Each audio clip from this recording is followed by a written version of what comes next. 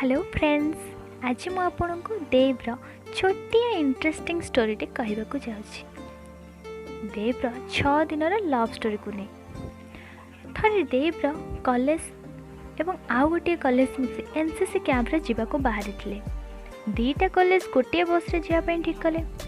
राति समस्ते निजर लगेज पैक करी बस रे बसिले।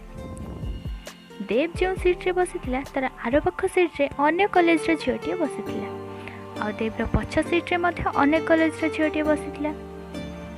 देव्र कर सीट रे बसी झीटी को देव मने मने भल पाई बसला।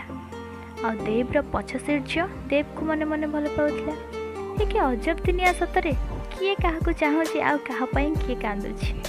सतरे ये दुनिया बहुत ही अजब।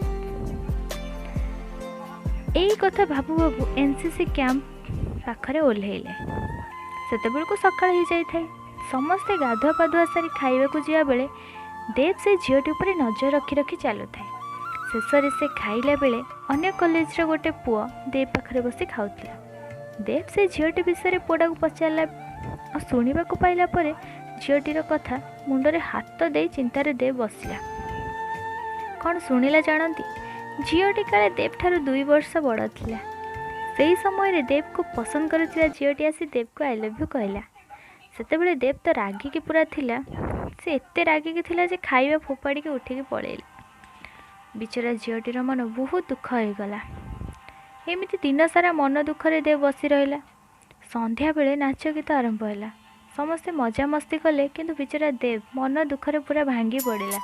कारण जितेबले से जो झील को पसंद करुचे समस्ते देव ठारू बड़ होता। से कथा भाभी भी बस रे सोई पड़ेला।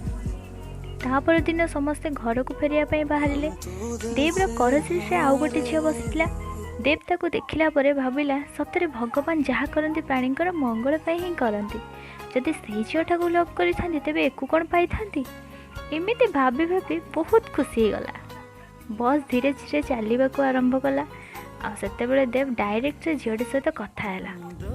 फास्ट देव पचारा तुम ना कौन? झीटी कहला लीना। देव न शुणिला भाई कहला कौन मीना? तापर झीटी कहला अरे ना ना लीना। आग भली बाहाना कर देव कहला कौन रीना?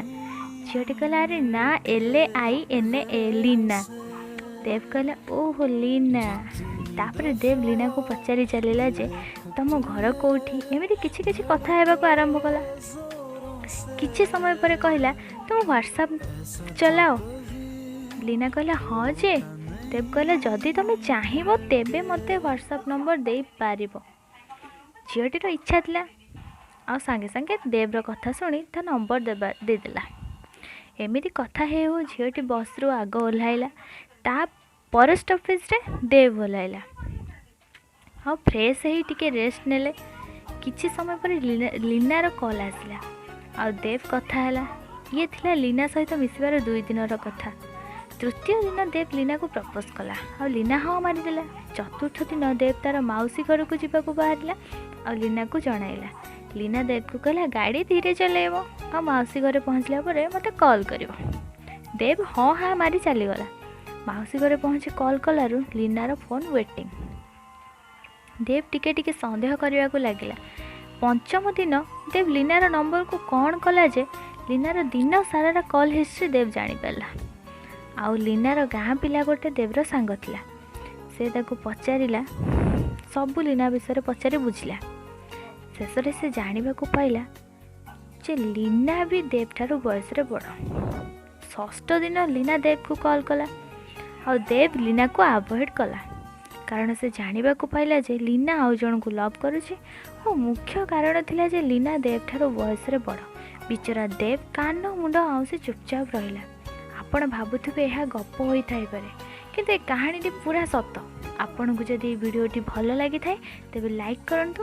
आगो को जदि एही भली वीडियो देखिबा को चाहछन्ती तेबे ई चैनल को सब्सक्राइब करंतु।